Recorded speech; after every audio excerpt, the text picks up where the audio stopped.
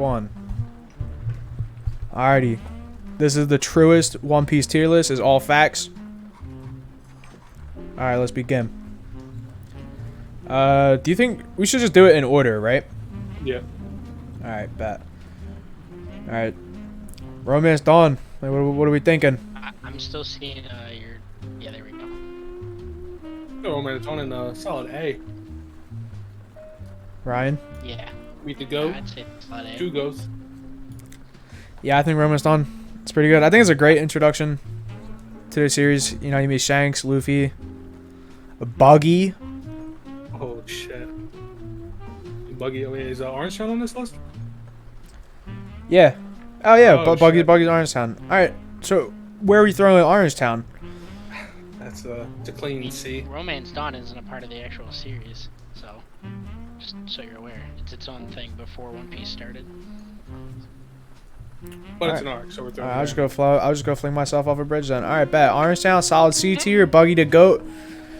But with the theme of treasure book. Buggy down in the D tier. I mean, I don't know. No, not down in the D tier.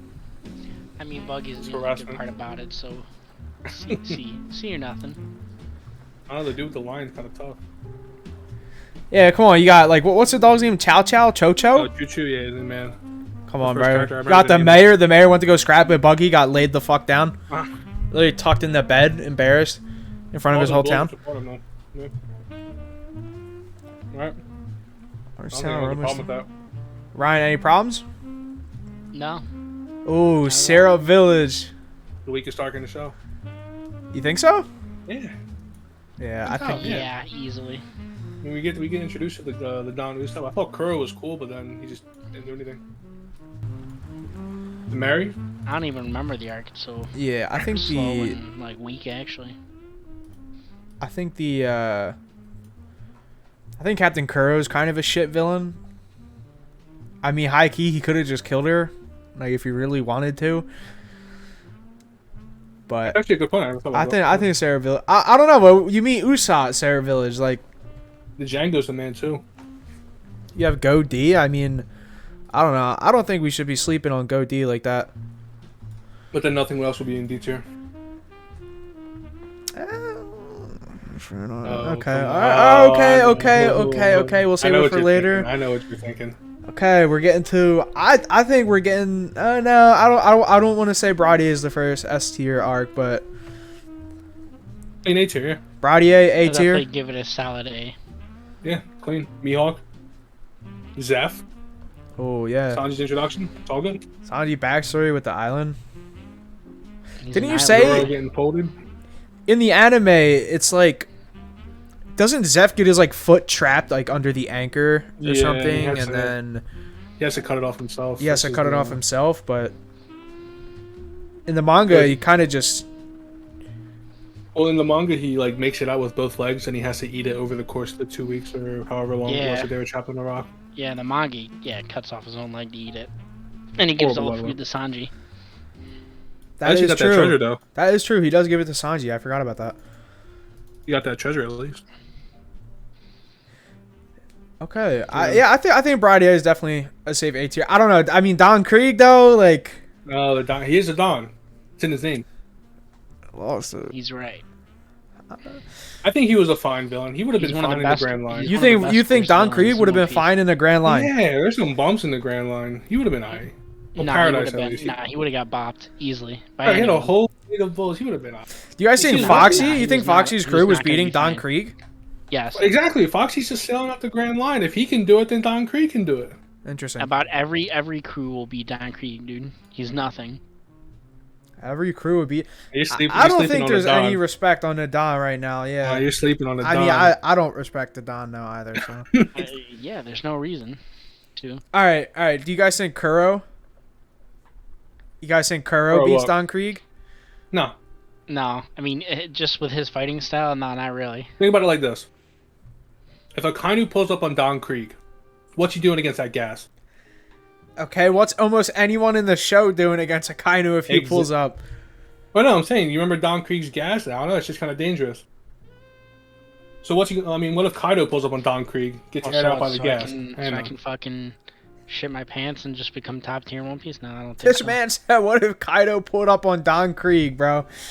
Yeah, I'm That curious. 8-7 gas. I'm curious how that one would turn out. The strongest on. creature to ever live. Hey, I feel like the next one. Come on. Do you Arlong have to talk Park, about it? the first S tier Yes. arc. Yeah, throw it up in Easy there. ass. Yeah. Come Mhm. Still one of my favorite arcs.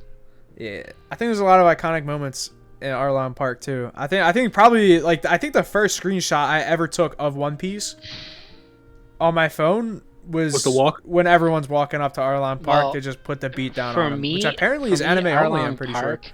Mhm. For me, Arlong Park is what makes or break One Piece. You get to Arlong Park, you either like it or you don't like it after Arlong Park. Yeah, I agree. Like that's I agree with that. that's the first like I guess like real meaty arc of One Piece that will I guess make it whether you like the show or not. That's what I told you, Evan, and like it's Arlong. If you don't like it, then I think Arlong is also the first fleshed out arc in the show, or fleshed out backstory with Nami. Like you do get a little bit of Sanji, but Sanji's true backstory really comes in Whole Cake. It's not.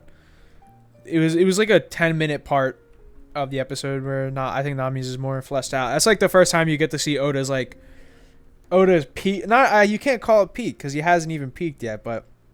When Oda's doing his thing, that's the even first opened time you his see eyes it yet. in Arlong Park. I think Like the Arlong's a great foreshadowing. villain. The foreshadowing, Yeah. I like how everything. I think Arlong Park also only gets better the further you get into One Piece, especially after you finish Fishman Island with Yeah. Sabaody Park and how he just envies everyone that could go inside of it and everything. So he just creates his own. Overall, Arlong Park 10 out of 10. Also, it's kind of the first time you get to Hachi. see the I guess you see Axan Morgan. He's kind of a shitter Yeah, in the but- Navy, but the Navy are really some scumbags. You know, you can tell they're working with Arlong and everything like that. So it's kind of cool they set up the Navy to be, I guess, more villainous than good. The Navy really doesn't do too much to help people out in One Piece. They're always scheming everyone over. Oh wait, hold on. I just thought about it. Is Shellstown included with Romance Dawn? If so, then we got an issue. No. No, okay. Right. Romance Dawn is its own separate thing before One Piece began. Is Shellstown on this list? Nah, but I mean, Shellstown, I would just throw that in with Orange Town or Romance Town. I think it's either or, but either or, I don't think it's too good anyway. It's like when they meet That's what I'm Zoro and saying. everything, right, with Kobe. Yeah, so I don't know, would that drag a specific arc down, like whatever arc we label it to? Or do we just ignore it and pretend it doesn't exist? We'll just tie it down to Orange Town and just ignore it. Alright. Word.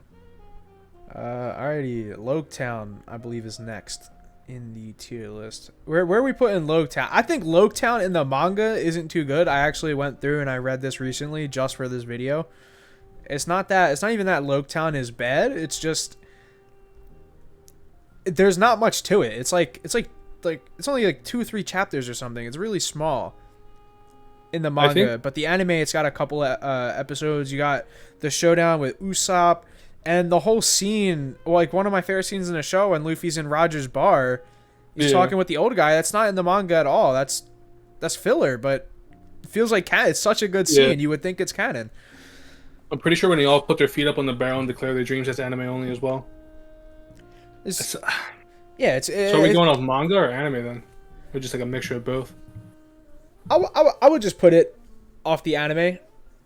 Off the Or anime, rather, it's- the additional stuff of the anime, right? So, obviously, the anime covered everything in Loketown, but just added more to it. It's like the Kaido and Big Mom fight in Wano. Like, that wasn't in the manga, but it's still good. Like, Toei still added that to the show, which was great. I mean, it's a clean high B low A. Yeah, I will throw it in B tier. I don't think it matches. Okay. I'll say that comment for later. Well, I think we'll order everything by the end. So Yeah. Okay. Loketown, I'm comfortable with it sitting in B. You meet Smoker.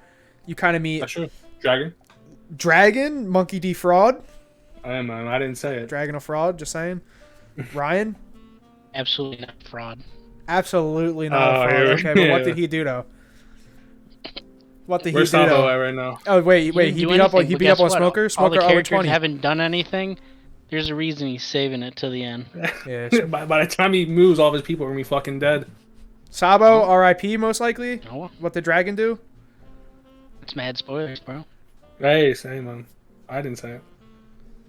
I said, I mean, we don't know if he's dead or not.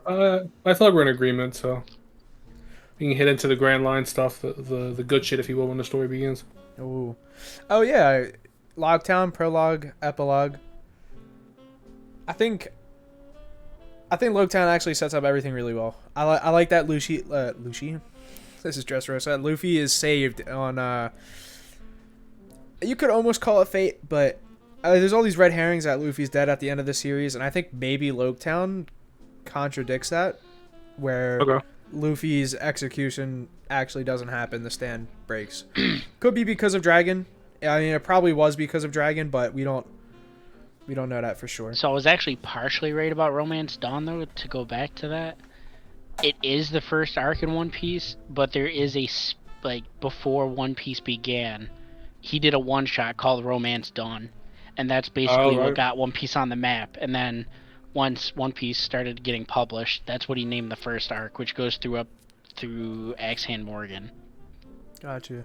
So it is in the series, but Romance Dawn was originally a one-shot.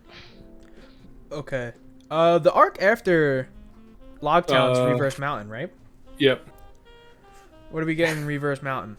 It's clean seats here. High C, low B. I like Laboon. I think high C, like low Coker. B is correct. And it just speaks to Oda's strength, because I was rewatching Reverse Mountain with a friend of mine recently, and there's this scene where I'm not going to spoil anything for people that don't read the manga. This is just for anime people, I guess. Where Luffy like jumps off of the boat inside Laboon, and there's this like shadow casted upon the sky, and with recent shit in the manga, it's just crazy. And you got Crocus there, who's boys with Roger. It's almost like Luffy's journey was set up. That's why we can get into some theories and shit later, but maybe these people are definitely all planned. Like, there's definitely no coincidence Crocus is at the Reverse Mountain where Luffy's journey would really start, and where the first huge obstacle will come as Sabaody Rayleigh is there. And we know Shanks met up with Rayleigh there, so I don't know. Reverse Mountain, I like it. Introduces a log pose.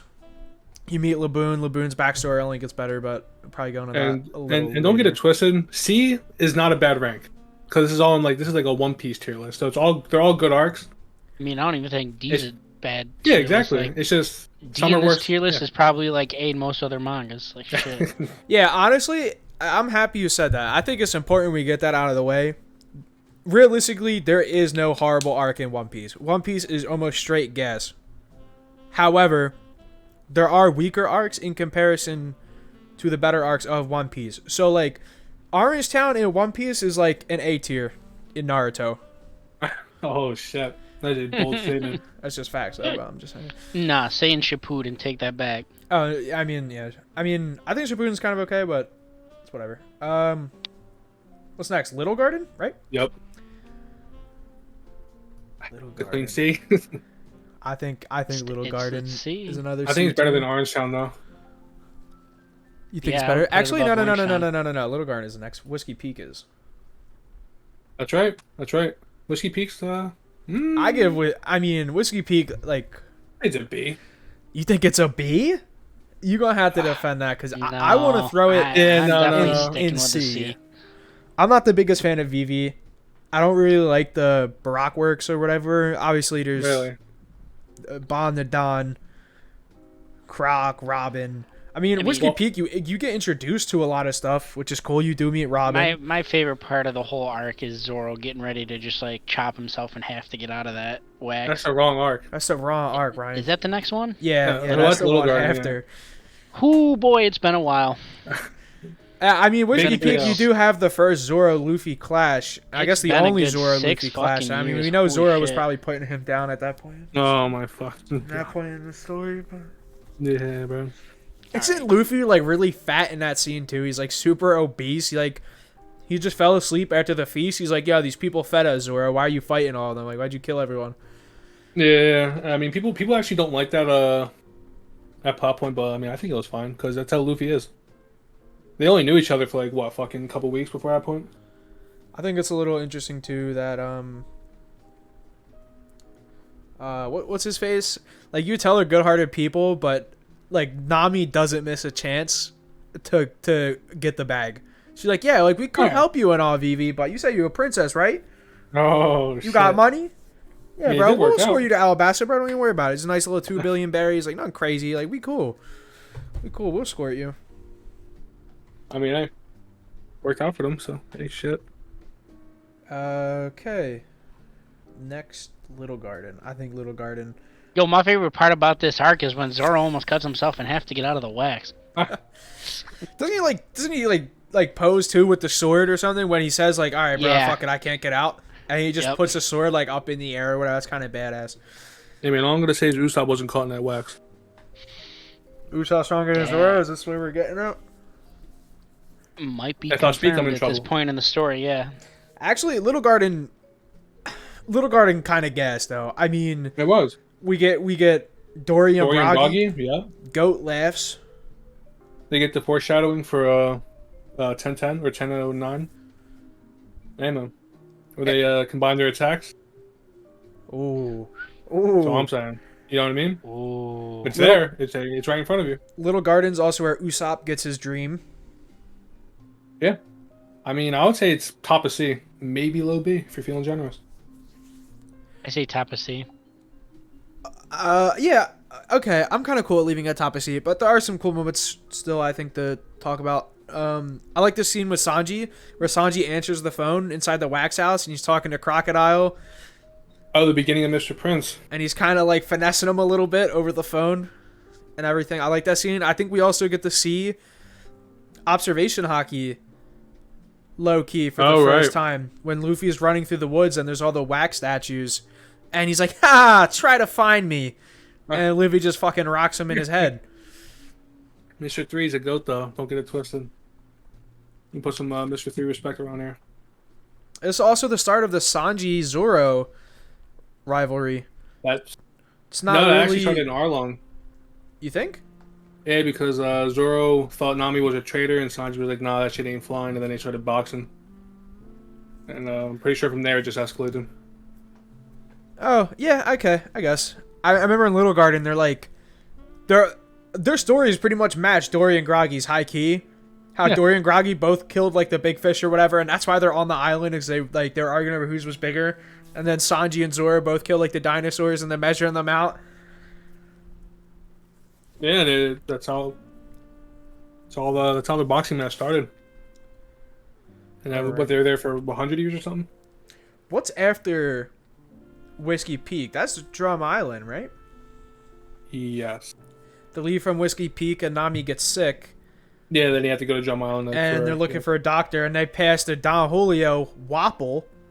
Oh, shit. It's kind of funny the first time you meet Wapple, he just looks like some shitty throwaway character, and he literally gets folded. He gets like sent into the water, and then they just head to Drum Island. It's John how he's like riding a hippo, and he has like the hippo's fucking dad on his back. Horrible. Cool, yeah, man. it's fit. But I think Drum Island's a clean A. Clean A. What are we thinking, Ryan? Yeah, introduce a Blackbeard, introduce a, it's all there. The only think A weak too. part is Wapple. I think this is, besides like Arlong Park, one of the first arcs you really see Luffy and how much he cares about his crew. Like, obviously Arlong Park for Nami, but like Drum Island, he really steps in for the crew. I think this is another arc where I think the anime does it better than the manga. I think you get way more feeling in Drum Island with the flashback with Chopper. One of the best flashbacks in One Piece too. He's the GOAT, bro. I love him so much. And kind of like what Ryan said, where you do get to see how much Luffy cares. And it's so much better in the anime, like when you see him climbing up the mountain and there's just blood dripping all down his fingers and everything. Like he can barely climb. And he gets to the top and Kureha's like, he doesn't say anything about himself. He just says save her or whatever and ignore him. Like save his friends. I still agree that like if you show a non-One Piece fan the Chopper flashback, it's like such an easy way to get them into the show. It's like a very nice isolated story, even without like all the. It's emotional. I was almost tearing up, like watching it. There was one flashback. I was kind of getting a little teary-eyed, but I'll reveal that one later. But I mean, I'm pretty sure everyone agrees with A. I would say it's better than Broadia though. Mm-hmm. I would say it's better. I'm gonna be honest. I kind of want to drop Romance Dawn down one. If you include Shell Sound, I'm behind that. Yeah, let's drop it down to B. All right, Drum Island in the A tier. So far, I mean, only one S tier arc so far in free time skip. That's a little. Alrighty. After we have Oh no, Alabasta. Alabasta. That. Alrighty, all right. Everyone, just say it right away. Like, what are we thinking, Ryan? Ryan, you go first. I would. Yeah. Oh. Ryan. I don't even know. Why, dude? Because I watched it, and I didn't feel like I was thrilled with the arc, but I didn't think it was bad either. Maybe B? B. Carlos? Somewhere in B? I think it's an A. Okay. A for Alabasta. Now, I am known to be an Alabasta hater. However, in preparation for this video, I did go back and I did reread most of Alabasta. What I like to hear. I think it's an A tier. I think it's an A tier. I mean, maybe they did it better in the manga, because I watched it and I wasn't, I don't know, I was watching it and I remember just thinking to myself, like, I can't wait for this to be over. Wow. But, I never thought it was bad. I don't know, personally, I'm not a big fan of, anything desert related, so that might have fueled it.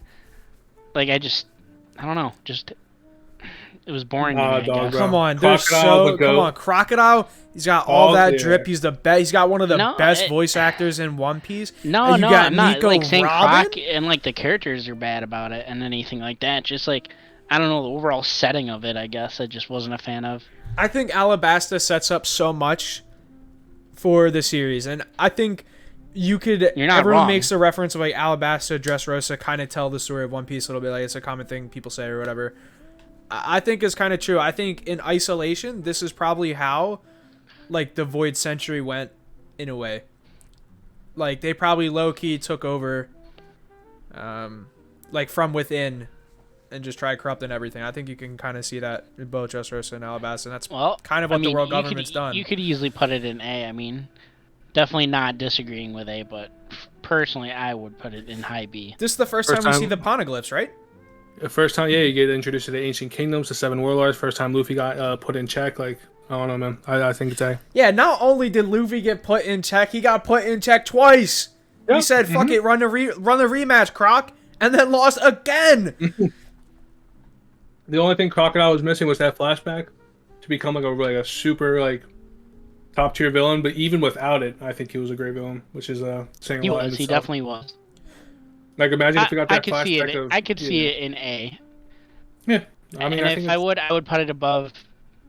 I think it's above Broadia. Yeah, but I wouldn't put it above Drum Island. I just I love Drum Island, so I would say I don't know. Yeah. I think not to skip out on Alabasta. I think there's a lot more to talk about. I think. But if we go in depth about every arc, we're gonna be here for the rest of our lives. So. True. It's true. However, this is the first time you get to see all the Straw Hats throw ones. Yeah. This is kind of a reoccurring thing. Zoro fights Daz Bonds. Sanji fights Bon Clay and gets his head stepped in. I'm just saying. He got his head stepped on. You're a hater, bro. Luffy fights Croc. And then you have Usopp. Dude, Usopp has one of the best moments in the show there with the 5-ton hammer. Oh, yeah. And it's really like a balloon or whatever. He cracks it on her head and it pops. And she's just so, nervous and scared. She just passes out. Usopp declares Luffy's going to be the king. I mean, Come on, Alabasta. Come on, Ryan. We keeping it A tier, right? Yeah, no, I said it definitely could belong in A. All right, all right, we're good. Bet. The rest of this is in orders, right? Let me actually fix. Philip Bar came after in his lobby. Fix this a little. And Bodhi was after. Dog, where are you at? Where am I at? All right, there we go. Now it's okay. Yeah, now everything's in order. I feel like it starts getting a little spicy here. Jaya, Jaya, A. so I should an A. I'll get it in mine. All right, there it is. better than Bradier. I think Bradier in the A tier is the weakest A tier. Sure, I agree with that. Yeah. Jaya, come on, Ryan, what do we think about Jaya? I think that's fair. Luffy Blackbeard. That's probably like top 5 scenes in the show for me when they're eating the fucking pie and shit. He's like, yo, you got a fucking problem, little kid? And they just start yelling and fighting with each other. Incredible. That's such a good way to introduce them. And then the whole theory behind like, or themes behind like following your dreams and everything with Bellamy and Blackbeard. Yeah, it's like they have the same goal, they're just going about it different ways, 2 sides of the same coin, all that good stuff. You know, Bellamy's just a bum at first, but, you know, we'll get into that. He also a bum English. Oh, shit. Jaya is just so good. Jaya sets up so much. And then there's the whole theory that the One Piece is on Jaya and everything. Clean Oda. Great foreshadowing. And then at the... Oh, God. 1045, 1044 chapters. Come on. I'll just build up. Skypiea. Ryan, I know you want to throw Skypiea in S, but... You can do whatever you want. I mean, Skypiea is still one of my favorite arcs. We could put it at the highest... we'll just put it in A tier, and then we'll rank everything at the end, right? If Papaya would have got folded, it would have been an S.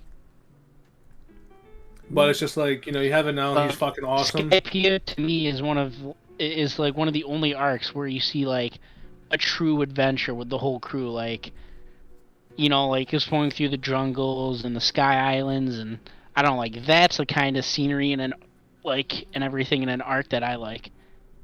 And it's like the first time they're going for like an actual treasure instead of like, you know what I mean? And I mean we have doing pirates. And we have Enel. You can throw Skypiea in S. Like, I think it's like held back a little bit by like, you know, actually with current stuff going on in the manga, yeah. I am comfortable giving Skypiea. I mean, an S. Yeah, all right, that's it. I don't think anyone disagrees. And like I said, we can't spoil. I don't want to spoil anything for margaritas. We might have a little section towards the end with Wano and everything, but Skypiea just gets so much better. So much better with the current shit going on in the manga. And it's kind of crazy because I feel like in the community, especially because I just got into One Piece this year, so I haven't been around the community. I don't know like what everyone's thoughts are and everything and stuff, but I'm pretty sure a lot of people dismiss Skypiea. I'm pretty sure there's people that literally don't read or watch Skypiea because they think it's unimportant for the story. It's so dumb, bro. And those people are wrong. Enel, Slim Shady, come on, dog. I love Skypiea. I think it's good. I think it only gets better in time. Really, you get to see more of Haki, which they call Mantra here, as well. And Nel's gonna Final War, and Nel's gonna come back down. I am. And if I remember correctly, is it post Skypiea, like after Skypiea, or is it before Skypiea? I think after Jaya, where you get the scene with Whitebeard and Ace, not Whitebeard and Ace, Whitebeard and Shanks. That's post Ennie's lobby. It's post Ennie's lobby, really? Yeah, I'm pretty sure. Yeah. I'm almost certain. Good 80%. Okay, well, just I think we skipped over this, and it's a part I really like. It might be after Alabasta, I can't remember entirely, where Doflamingo pulls up and Kuma pull up and Mihawk to I think that's the world after government. Skypiea. Oh, okay, yeah. To world government. No. That's after Alabasta because that's like they're called there because Crocodile got defeated. Yes, and Luffy's bounty went up, and they're worried about Luffy. They don't want to. Yeah. They want to take him out early. Yep. Okay, yeah. Okay. Cool. So much good shit, and then we get all the scenes afterwards with Mihawk. There's a lot of stuff we skipped out. Mihawk, Hen, and Shanks, the Luffy's bounty poster. I believe those are at the Arlong Park. Good stuff. But. Oh yeah, I forgot, dude. That's one of my favorites. I love when they go back and like everyone's just looking down at Luffy. They're kind of like the mayor from Fuchsia Village. He's pissed, but on a down low, he's kind of proud. Yeah. I mean, he loves him. The next arc. Oh shit. Shit. No, come on, dude. It's fun. I'll throw it in C. It's because you you watched the anime and you got all that filler bullshit. I think the manga, if you just read the manga, I think it's like it's fun. It's a clean C. Afro Luffy. Yeah, it's pretty good. You get the Aokiji bit at the end. Hey. Okay, only because you reminded me of the Aokiji stuff. I think it's better than Whiskey Peak. All right, I don't want to go too much into Foxy shit.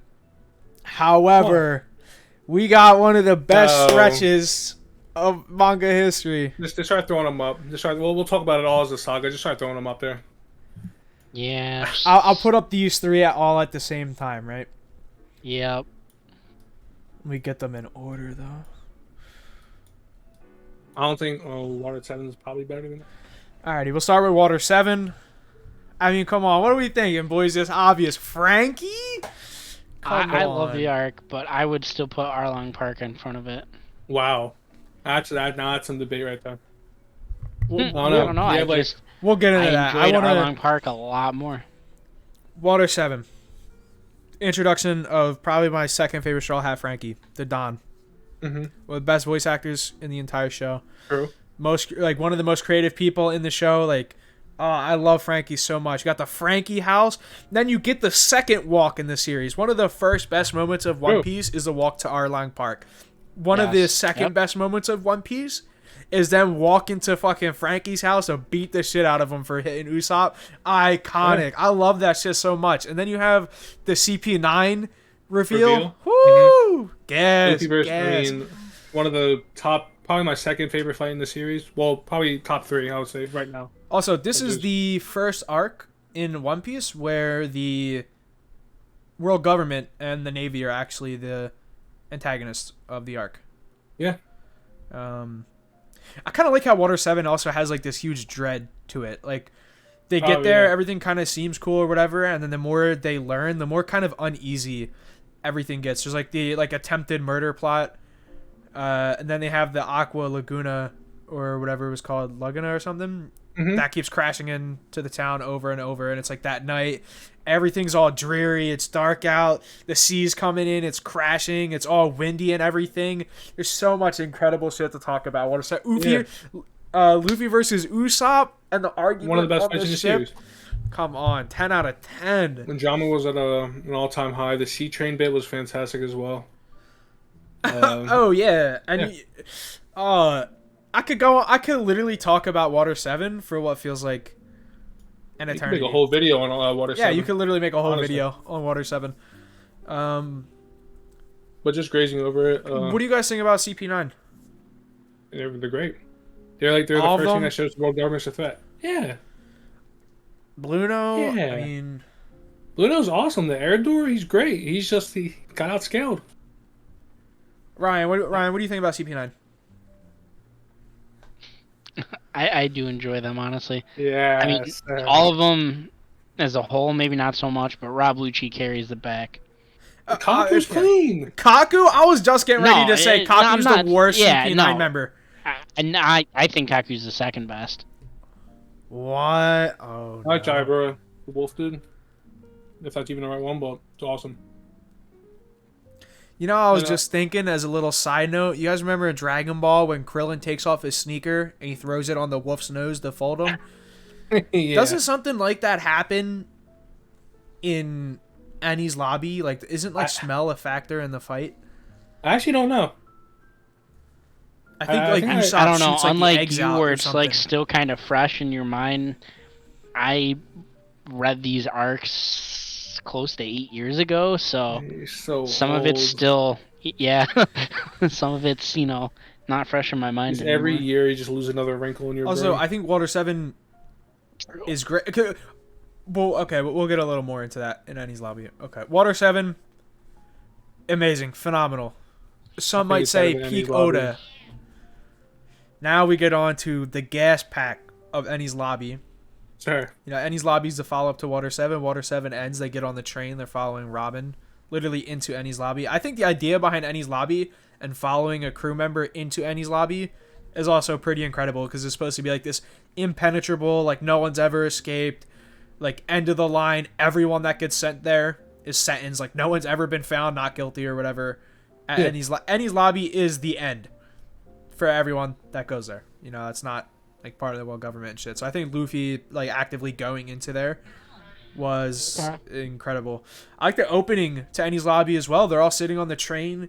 guy's like, yeah, we're gonna do this, we're gonna do that, and we're gonna breach the gate or whatever, and Luffy just fucking slingshots himself out over the fence, bro. He starts beating on everyone's ass as he's running in.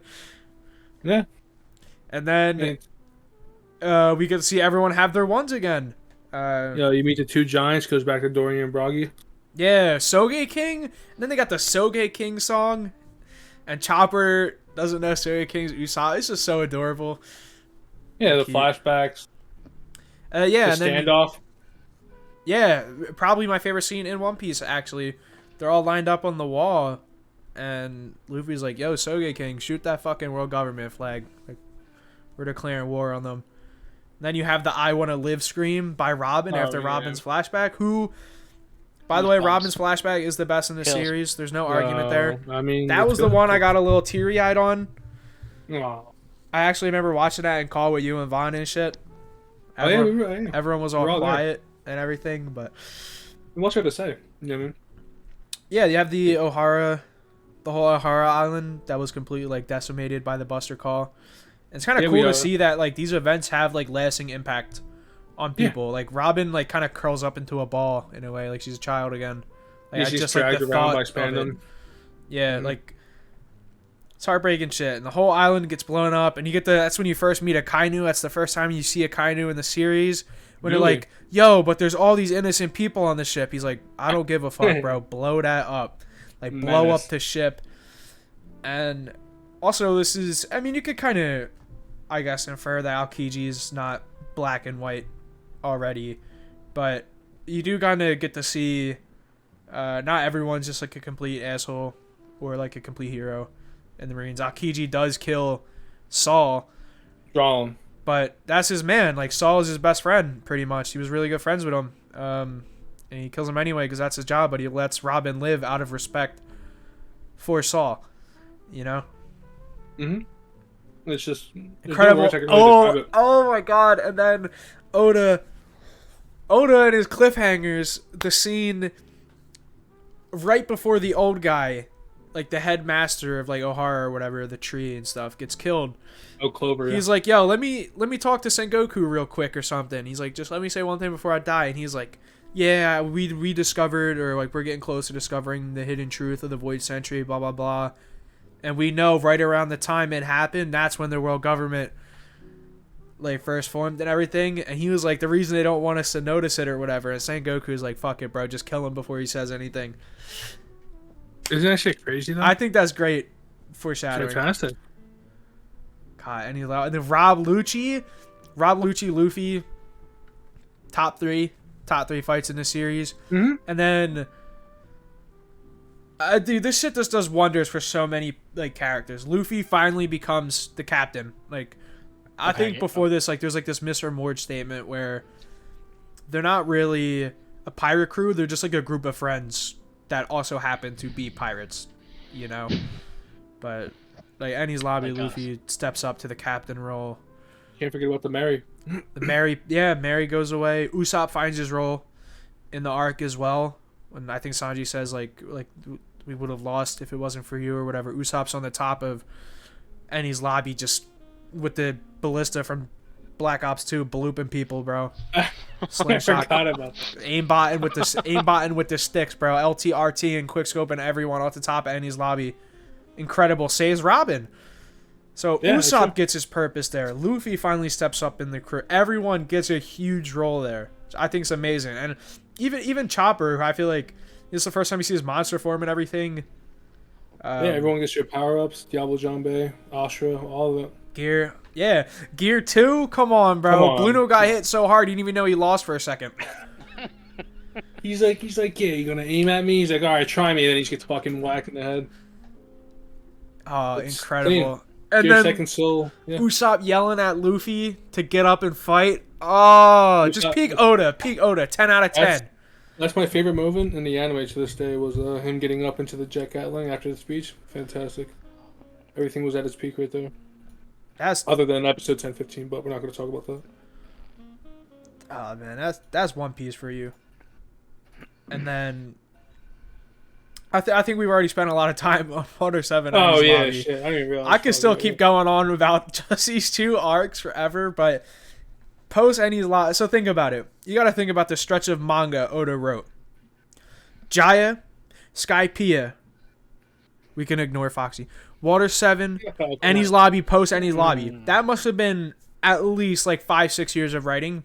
Hands just nonstop. Week to week. So post Enies Lobby, you get so much information drop. First, Garp's like breaks in on the crew. Everyone's bitching or whatever, and he goes like, "Yo, what's up, Grandpa?" Or something like, "Grandpa, what are you doing here?" Everyone's just like, "Whoa, what the fuck?" So you find out Garp's Luffy's grandpa, and then Garp's like, "Yeah, bro, I heard you met your dad," and Luffy's like, "Wait, I have a dad?" Like, he doesn't even fucking know. He's like, "Yeah, bro, it's find out who it is, and the whole world's just like, what? Monkey D. Dragon, the most wanted criminal on the planet, who leads a revolutionary army." It's incredible. So it sets up Luffy's bloodline. You get introduced to the Yonkos. Mm-hmm. Yep. Right. It gets confirmed too that Shanks is a Yonko in this arc. Like we don't really see Shanks doing anything realistically in the show, but now we know he's one of the top dogs in the verse. What else happens in Enies Lobby? You meet Kobe and Helmeppo again. Kobe and Helmeppo. Kobe, can you shave? You still got one hit, but I mean he's stronger. He's stronger now. Helmeppo. Yeah. He's got his little visor on. He's a little dripped. He got his little like rings or whatever, right? That he swings around. Yeah. Not bad. And then you get the Ace Blackbeard.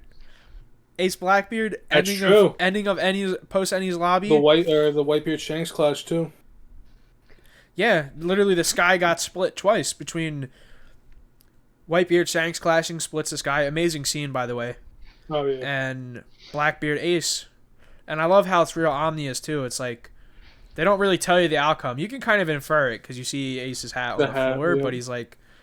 Then whenever the narrator comes on in One Piece, you know it's about to be fucking gas. You know it's about to be the best shit you've ever seen in your life. It's like this event has set up like a big war to come. Blah, blah, like find out the consequences of it later or some shit. It's incredible. Also, you learn that Shanks got his scar from Blackbeard. He's like the only person that's ever really hurt him. Also, I think it's pretty the Lord cool. of the Coast. I mean, come on, bro. I think it's pretty interesting, too, that Shanks didn't tell anyone how he lost his arm, because Whitebeard's like, yo, we heard someone took your arm out in the East Blue, like, and it's true. What monster did that to you? I took a chance on someone. He's like, yeah, I took a chance on the new generation, or something, which is incredible. Like, I don't know, there's so much great foreshadowing and everything. And he tells Whitebeard, like, yo, like, call Ace off. This isn't going to end well. Look what happened. And it didn't end well. What happened? Nothing. Well, let's find out in... Not Thriller Bark. A few arcs. You find out in Thriller Bark. At the end. So what are we thinking about I'm going to be 100% honest with you, dude. This is just my opinion. You don't have to listen to me. I could be 100% wrong. Thriller Bark's one of my least favorite arcs in the entire show. Wow. I will throw Thriller Bark in C2. Whoa, come on. No, I would legit put it below Syrup Village. Like, I legit, like... It's a B. It's a B. No. B for Bark. It's the best B tier, actually, as well. I almost want to put it up in A tier. Well, like I said, this is my opinion, but I'm going to throw up. Why? Ryan. Dude. Brooke? Thriller Bark, no, like, don't get me wrong. It's not a bad arc, but, like, it was one of the only arcs that I was like, I might consider skipping this just to move on to the next arc. Wow. Zoro and Ryuma, the Tim Burton vibes, Brooke. Wasn't feeling any of it. Wow. Bink Sake? I mean, you're a manga reader, so you don't even know, like... Obviously, you know what Bink Sake is. I'm sure you've heard it, but... Yeah. Just getting everyone's shadow back. I thought it was nice. There's just no love. There's no love on... Come on, bro. One of the funniest Luffy moments in the entire show. He's like, what's that old man, like, coming out of the ground for or whatever? And Luffy just walks over to him and then just pushes him back to the dirt. Like, pushes down on his head. Thriller Bark was full of like great moments like that too. Absalom was kind of a bum. Yeah, I think the worst... I think the lowest moment of One Piece is actually Sanji and Absalom. High key. I think it's worse than Syrup Village. Yeah. So I think Thriller Bark does has its lows, but you have my favorite Zoro moment in the show, Nothing Happened, or one of my favorite Zoro moments. Introduction of Kuma, fantastic. Just an overwhelming threat. Pretty sure Oda said he drew him that big just to like represent the first wall that they'll have to overcome. And you got to think up until this point, Luffy was getting closer and closer to defeat. Eni's lobby, like, is an extreme diff. He could hardly move. And this time around, he, like, couldn't even do it with his own power. And then, eventually he reaches the boiling point where he just hits a wall, which we'll find out. I can't believe you want to throw it below Serum Village with Bing Sake. Bing Sake Brooks flashback with Laboon and his whole crew and everything. Come on. Ryan, it's okay. It's okay. So Bodhi, come on. Oh, come on. No, all right, hold on. Oh, wait, no. Oh, no. Saboti's my favorite arc in the show. It's just gas from beginning to end. Duval, best gag in the series. There's the introduction of the main villain in quotations. Well, not even in quotations, just they're dirtballs. Introduction of Rayleigh, Dark King. The ending. It was all peak fiction. I mean, Rayleigh is my favorite character in One Piece, so I agree with that.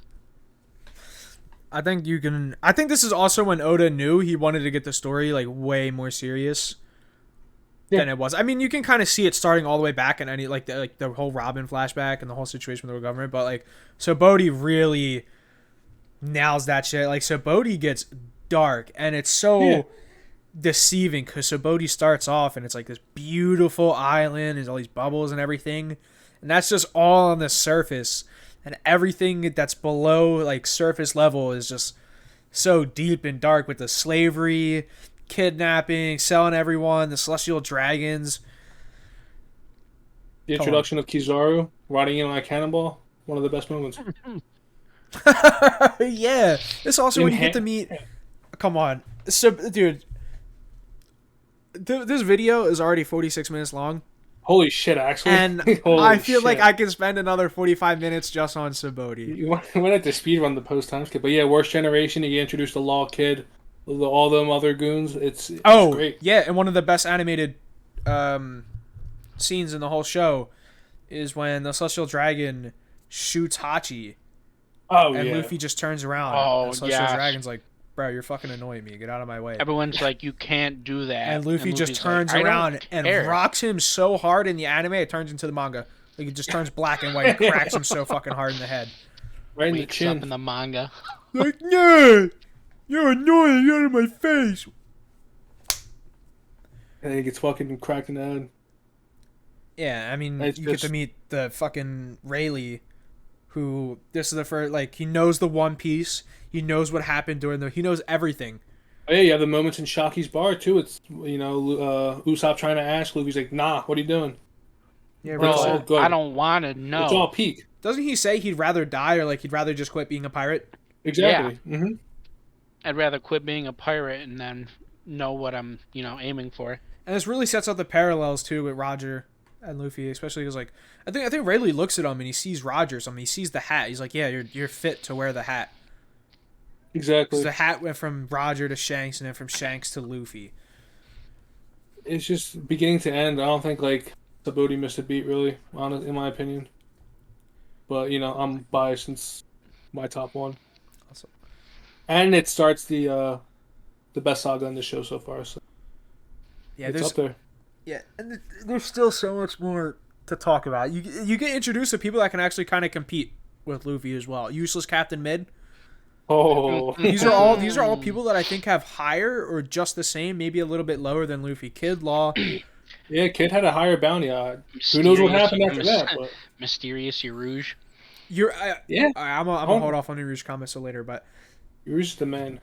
So much good. I actually think the ending of Sabaody might be like peak One Piece, where you get that that feeling of dread, just hopelessness. Like Luffy, like he can't do nothing. Like he's just so down bad. Even after like it's just horrible. All of his crew just pops right in front of him, just disappears. He has no idea if anyone's dead or not. It's the biggest defeat to the Straw Hats I think we've seen. Yeah, I'm pretty sure Oda was a menace because I'm pretty sure like I've heard right after that he just took a month off and that was it. No manga. Oh my god! Imagine seeing. I couldn't imagine. Dude, and Luffy's voice actor is so goated here when he's just like, we can't win, just run, like, just live. And as he says that, people are just getting popped and flying away. Yeah, and there's like the little smaller things, like Sanji's always keeping an eye on Zoro throughout that entire incident because he knows what he went through back on Thriller Bark. and he's just like, "What the hell am I doing? Everyone's just disappearing in front of me. I have to do something." Then he gets, you know. Also, this is when you get to see. I mean, you do see Aokiji a little bit fight, just a little bit, but here you get to see how broken the Admiral's arc. Kizaru pulls up, and it is like a wrap. No one even comes. Like Rayleigh, even Rayleigh's like I don't know if I can beat this guy. Like I'm getting kind of old. I think Kizaru would have won if they would have prolonged that fight, but we're not here to power scale. He's like, oh, that's like one of the top voice actors in the piece. He's my favorite Admiral. He's a funny guy. A little goblin. Did we find out anything about Kuma here? Or is that later? Yeah. Well, that's when he starts like glitching out, and that's when he starts showing the SSG. And they start bringing in the clones, and they're like, "Wait, this isn't like the real one." And then the real one pulls up, and it's just like even more of a shit show. Because remember they fought that one Kuma clone, and they actually won. And then fucking two more just pulled up, and they're like, "All right, well, this isn't good." GG. Imagine you use all your resources, all your power to jump one boy. You're like, "Oh, bro, thank God." Popping all your utilities oh my God. You just type in FF. And then 3 more Kumas TP up in front of you. Exactly. Can't do much. But we still, like you said, we're like 50 minutes into this. We didn't even get to post time skip yet. Ryan, you got any thoughts on Saboti? It's a very good arc. Dude, about it. See, bro, it's hard to just not talk about it because you got like I know Joker, the whole underground stuff, and yeah, he's a menace. But he's like, auction house, it's yours now. Congrats, man. And then he just bounces. And like Oda keeps building up like references to Joker, like Doflamingo, because it wasn't coincidence. Doflamingo was one of the people that attended the meeting with the world government after Alabasta. Mm-hmm. It's not a Joker supplies the medicine for Whitebeard on the ship. Is that it? Oh, that was it. I forgot about that. And now we see Doflamingo again here at Saboti running probably the darkest shit we've ever seen: human trafficking, kidnapping, drugs, weapons. Yeah, didn't he say something like, "Oh yeah, human trafficking"? And the world government works with them. Yeah, because isn't that when they foreshadowed Smile too? Because they're like, "Oh, human trafficking." So that's like Smile. Last year. Exactly. Yeah. I like that Bonnie prevented Zoro from killing one of the Celestials as well. Like, there's not only Luffy would have bopped one, but Zoro would have bopped one if Bonnie didn't get in the way. Forgot about that. Yeah, it's just like all the. It didn't miss a beat, like I said earlier. It's one of the good Zoro, moments. Zoro right there's dropping that Celestial if Bonnie's not there. Like that's because then he like dodged a bullet, and then Bonnie Henry was like, "Oh, I thought I missed him." And she like poured ketchup on him and turned into a kid and like pretend he was dead. She's like, "Yo, Zoro, just play my lead." Just pretended he was dead. Then the dragon walks off on his human horse, and he's like, "Oh, I hit him." Yes. It kind of sucks because it's like it's like the calm. It's like the calm after the storm and before the storm at the same time, or you just get off the craziness of Thriller Bark. They get on, like I said, Saboti. It's all nice and everything. And they have, like, they're even doing jokes and everything. Sanji's like, "Yeah, Zoro, bro, don't get lost. Like, look at this." He's like, "You see what number we're on?" Zoro's like, "Yeah, bro, I see it." But, like, half of his vision is, like, skewed. And instead of saying, like, 31, he just reads it as 1. Yeah, it worked out, thankfully. But, like, even just smaller shit. Usopp and Sanji had no faith in that young man. But don't forget to ask for directions. All right, see you, man. All right, just because we're about to hit the hour mark. Oh shit! Okay, we'll pick up let's the move pace on. a little bit. Amazon Lily. Editing. I shouldn't see. Oh yeah, okay. That's actually where I meant to drop. You get the first. Yeah, you get the first Conqueror's hockey. Boa's cool. You got Luffy being Luffy, saves like the girls. It's good. You got Luffy getting tugged on for the first time in his life. Bro, the chicks pulling on Luffy's penis, Margaret's bro. just over there like, "Hey, yo, what's this thing? And what happens if I just pull it up and down? Why does this stretch so much?" Hey, man. Oh, yeah, because Luffy like, eats, like, poison or something, or, like, bad meat, and he's, like, passed out in the woods. He's got, like, all these, like, rabies or something. He's got, like, something wrong with him. Like, mushrooms growing on him. Yeah, and the girl's, like, cleaning him. She's like, "Bro, I can't get this one mushroom to come off, bro. It's Luffy's wiener." She's just sitting there She's just yanking on that shit. It, just like, "Yeah, let me get that."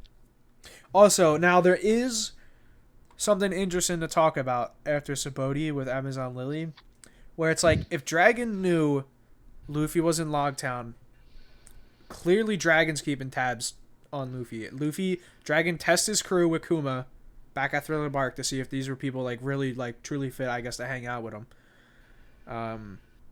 But I don't think it's a coincidence that everyone got sent to a place to make them stronger.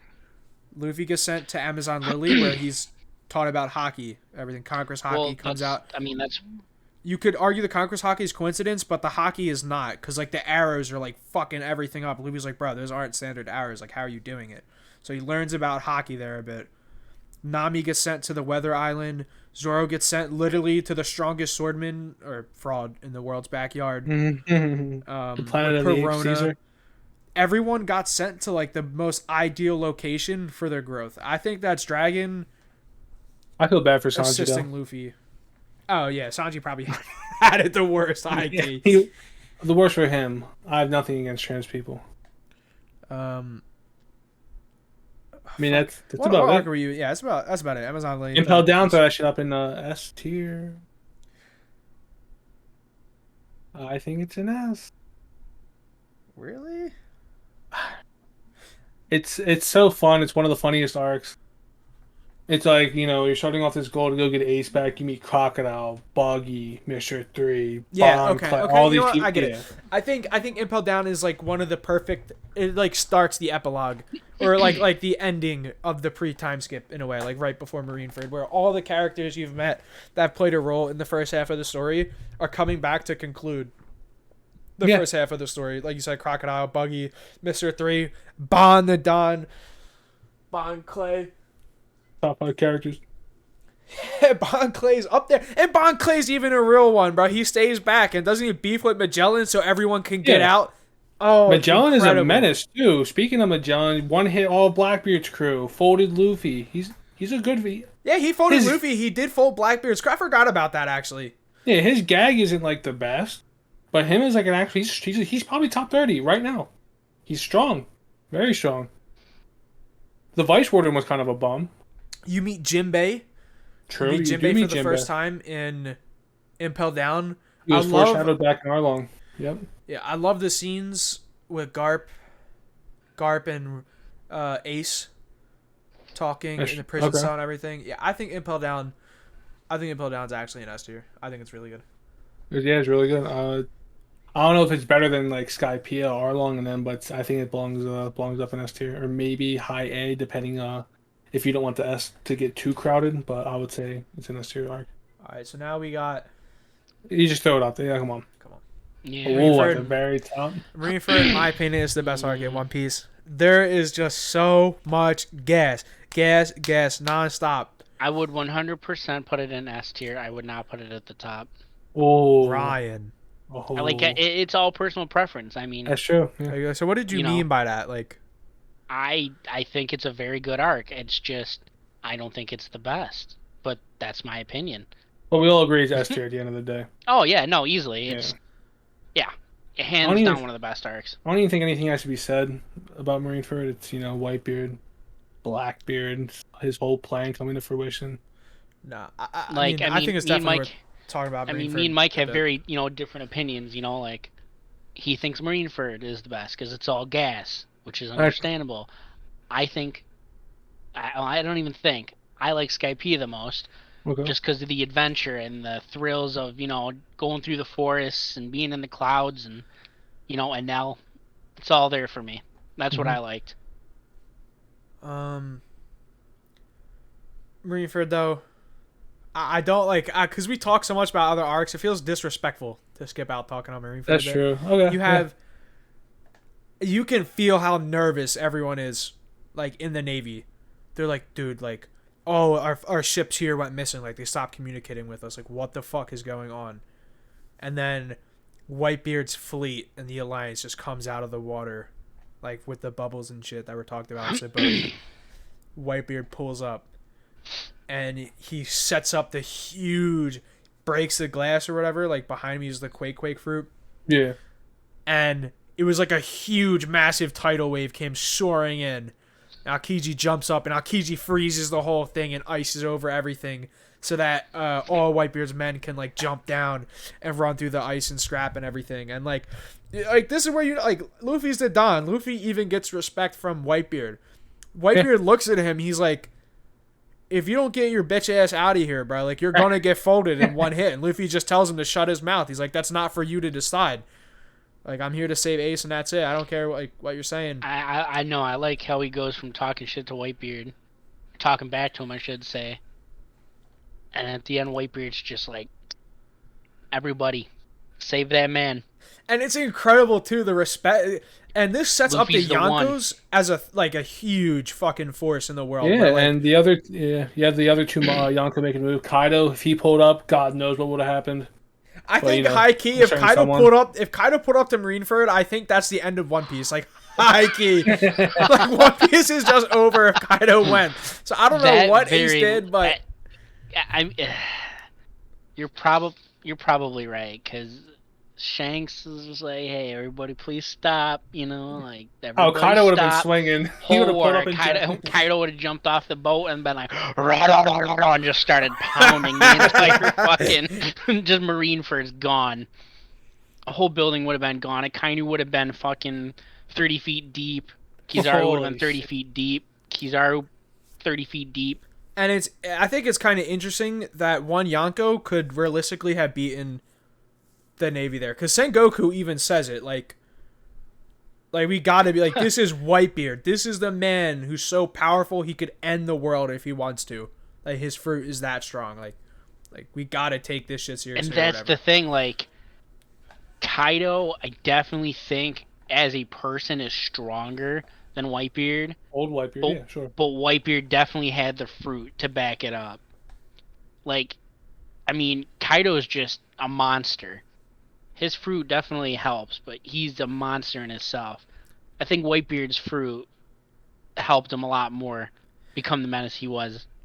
I think Ace's death too is really heartbreaking, especially because they give you like that kind of relief. You're like, oh my god, okay, cool, Ace lives. Like, holy shit, they actually freed Ace. They're getting out of here. They're about to bounce. And it kind of is like, yeah, Whitebeard, bro, he kind of a bitch though, ain't I right? Like, it's, am I right or am I right? am I right? Like, he a bitch. He low key got like negative diff by me. I definitely stepped on his low key shit. His glaive. And Ace, rest in peace, dog. Punched right through the chest, right in front of Luffy's eyes. So not only did Luffy lose all of his crew, where he doesn't know if they're dead or alive, just came off that huge L of Subodi, just to take another huge L, fatally wounded, pretty much at Marineford, and watches his brother die in front of him. And there wasn't no like anime power up. He lost. That was it. There's nothing else that could be done. And then shattered. The huge like story elements that keep happening, where everything just keeps tying into one another, where Blackbeard pulls up and Blackbeard takes Whitebeard's power and he uses the Quake fruit and everyone's bitching, and then Sengoku just fucking one hits Blackbeard's whole crew again. And then Kobe stands up to Akainu, and Akainu is about to put him down, bro. And before we even get to see anything, Shanks pulls out, blocks him. So Shanks ends the war by himself, and even single-handedly, like, we gotta know, like, we still don't know shit about Shanks, but Shanks has to be broken. Like, you gotta think Blackbeard Shanks walks with the up with fruit says I'm done. One arm and a normal sword, puts it up against an admiral with fists made of magma, and just goes, "Hey, little guy, you did great. Let me handle it from here." not even remotely frightened that the admiral's like enraged in front of him. He's just like, "Hey, you did good, bud. I'll take it from here." You know, everyone's bitching. Mihawk's Mr. Fraudhawk, who got bodied up by Vista. He got posted up on by Vista. Yes, that's what happened. Vista guarded him up like a fucking, like the O line for the Packers, bro. Crocodile parried Mihawk. Dog, no. Mihawk has never tried in the show. I guarantee you. However, Commander Mihawk. Think of this. He used to be the sparring partner for Shanks. They used to go toe to toe when he had both hands. So why did Vista post him up?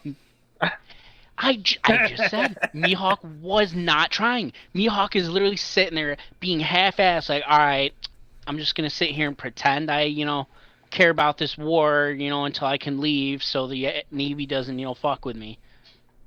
And I love how soon as Think about it. Shanks pulls up, Mihawk Froghawk did folds like a so much fucking more like laundry, damage. bro. He's like, nah, I didn't agree to fight Shanks, bro. Think of it. Mihawk could have did so much more damage to that place. He launched one major blast. Jozu stopped it, and then he just put his sword away, and he's like, So a third commander okay, blocked his attack. until Vista came at him. I think it is pretty. I think it is pretty interesting though that he goes, "Yo, Shanks, I'm not gonna hold back against Marineford Luffy here. Like we gonna see if he's gonna survive against my blade or not. Doesn't do anything to Like, Luffy. Luffy dodges his attack. Although the aftermath of the attack is pretty sick. I'm not gonna lie, where the slash literally cuts the frozen tsunami that Whitebeard caused. Oh yeah. In half. The observation Yeah, in that. I don't know, man. I can't believe you put Mihawk down like that. I mean, The option- He literally is that character that's just like, I don't care about any of your problems. I'm just here because I was summoned. I'm going to pretend I care, throw a couple swings of my blade, kind of parry, this little clown ass in Whitebeard's crew for a little bit, tire him out, and I'm going to walk away when the war's over. That's it. The little That's it. foreshadowing of Luffy's observation was great too when he tried to bazooka Mihawk and then like he had that vision of his arms just clean in half. Oh yeah, I Which was forgot about that. awesome, yeah, it was really nice. One of my favorite parts of the war. Also, I still think it's pretty good how I don't know. I think the war sets up Shanks so well. Like literally everyone's bitching. Kaido didn't come to the war because of Shanks. Shanks pulls up. Sengoku's like, all right, like we probably can't handle this. Like we should just shut shit down. We're not going to argue about Whitebeard's body and Ace's. There's no probably can't. We're just going to hand them over Whitebeard and Ace's body. We're not fighting anyone Those else. admirals see Shanks and they're like, all right, Shanks, what do you Blackbeard want? folds as well. Blackbeard's like, yo, I'm not fighting him either. Mihawk folds. Everyone folds. Which is good. Yeah. But that's Marineford. That's the best arc in One Piece for me personally. But Marineford 10 out of 10 arc. Post war. What are we That's thinking? like a solid B, bro. I think post war is a good. It's not the best flashback. I think it's the best B. I think it's the highest B. Garp pulling up on the Dawn is one of my favorite scenes in the show, though. Oh, when It's she's horrible. crying. Heartbreaking, Oh my yeah. god, and she's like, You were the there, person like- who's in the most pain is Luffy, and Luffy has no one. His crew's gone. Ace just died. He's barely even alive, and you just see him. He wakes up in Amazon Lily. He's just screaming, like crying and shit. And he tries to like fight Jinbei or whatever. It's just, it's horrible. It's very sad. Is post-war A? Yeah, I'm moving it up to A. I think post-war is better than Bradia, actually. Yeah, so I'm moving it up to Okay. A. Brian? The introduction of Sabo and Ace and their backstory. Come on, bro. It's True. good. Post-war is good. That's true. Okay. You get more of Luffy's flashback. You know why he came out of the jump at Romance Dawn. You know why he was the man. He had no challenge in East Blue really because he was thrown into the jungles at age fucking 5. Because he was just getting boxing beat out up on tigers by and fucking shit. Garp all the time. Yeah. All right. Yeah. I mean, I'm fine with post-war A, honestly. Post-war, I meant Return to Sabaody. Easy A. It's Really? not the highest A. And it's also a really short arc, but I think it's incredible to see how strong everyone is after the time skip. They literally negative diff all the pacifistas. Like they shit on all the robot. Even with like the fake straw hats and shit. Huh? It was an okay gag. I don't know. No, I like it. I think the best thing about the fake straw hats are all the fake straw hats are voiced by the actual straw hats, but just different actors. So like Sanji's voiced by like Zoro, and I think Luffy's voiced by Usopp, and stuff like that. I actually did not know that. Yeah, Everyone's I didn't like know that, changed around. I like how Chopper doesn't even know. He's like, damn, you guys got like a lot friendlier or something over the past 2 years or something. He's just clueless. Like, what the hell's going on? Aren't they like fucking dragging around a poodle or something as Chopper to begin with? You're like, yeah, why don't we get rid of this fucking dog? And, just And the government just turns around and just like bags the fake Nico Robin. Oh yeah, they run off with her ass. Yeah.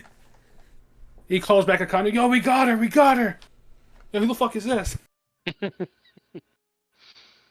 Yeah, I love Return to Sabaody. And you could see how strong everyone is. They negative this with pacifistas. And Luffy, his observation and his conqueror's hockey is like incredible. He knocks everyone out there casually. And then there's that scene where he's standing on top of the log at Return to Sabaody, and the pacifist is like shooting the beams at him. Oh, yeah. And he's almost like Neo from the Matrix, but he's just slight movement, dodging everything. And then just turn around, one punches it, and goes about his day. Back. And then Zoro and Sanji just one tap the other pacifist, they're arguing about who actually killed it. Yeah. Nami pulls up with the rack, bro. Like, the rack. Like we're talking like And she just like some F drowns cups or Usopp something, in it. bro. She got the milkies out for. Holy shit.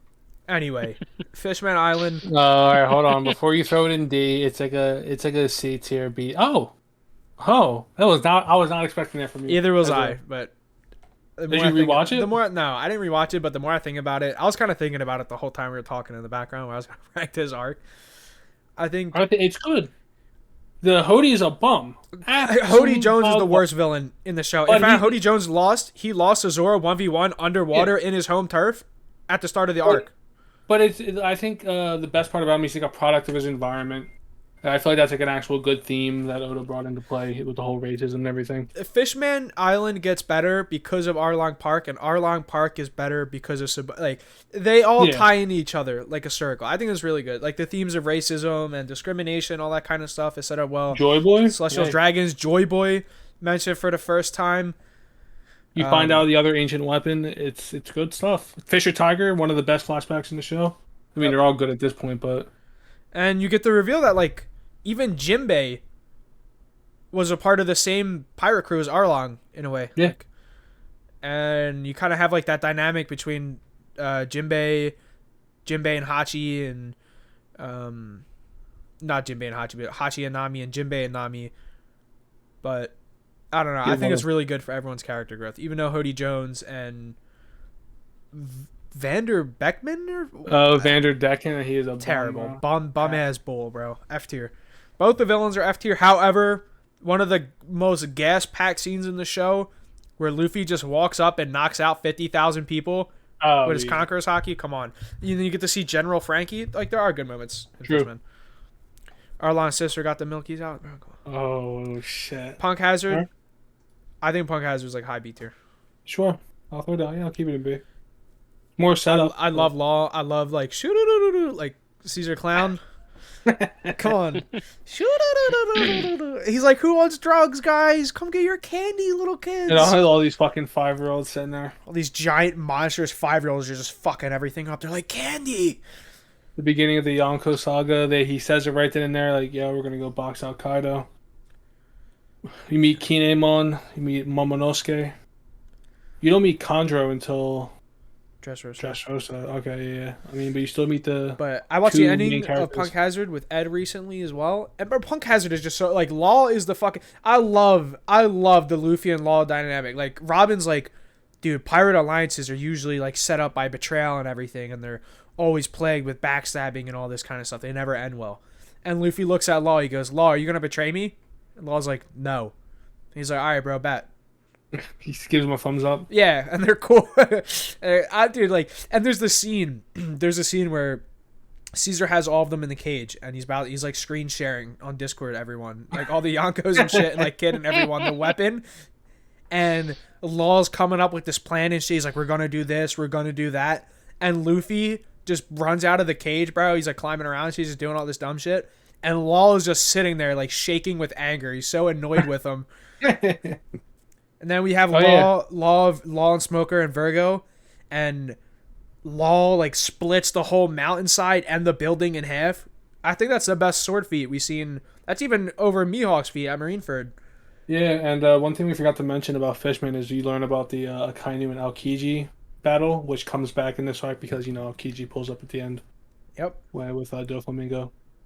Yep. And then that just goes right into the Dressrosa right after And that. I'm almost positive, by the way, Doflamingo is 100% losing that, right?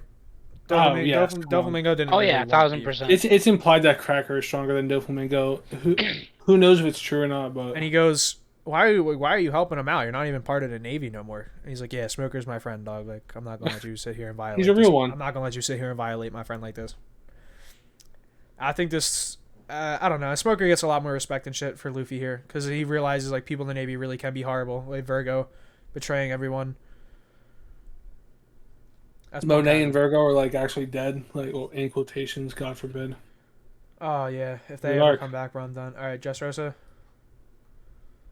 My favorite theme song, Dressrosa. Hard Knock Days. Doflamingo, the best villain in One Piece.